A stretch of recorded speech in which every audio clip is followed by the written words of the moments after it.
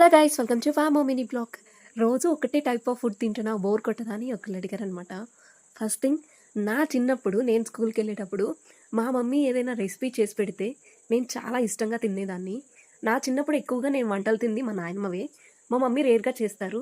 రేర్గా చేసినా కూడా ఆ టేస్ట్ అనేది నేను ఫీల్ అవుతూ తినేదాన్ని. అంత టేస్టీగా ఉండేది మమ్మీ ఫుడ్ అనేది. ఎవరికి నచ్చ చెప్పండి అమ్మ చేతి వంట అంటే. అలానే ఇప్పుడు నేను కాలేజ్కి వెళ్తుంటే మా మమ్మీ పొద్దున్నే లేచి వంట చేసి పెడుతున్నారనమాట. ఇంకెలా బోర్ కొడుతుంది చెప్పండి అమ్మ చేతి వంట ఫుడ్ అనేది మనకి. అసలు మార్నింగ్ లెగిచ్చి చేయటమే మనకి గొప్ప. మళ్ళీ దాంట్లో ఇది చేయి అన్నాను అనుకో, లెగిసి నువ్వే చేసుకో నాకెందుకు చెప్తావు అనేసి అంటది మా అమ్మ. అంటే మనకు వంట రాకముందర మా అమ్మ చేతి వంట అనేది చాలా బాగా అద్భుతంగా అనిపిస్తుంది.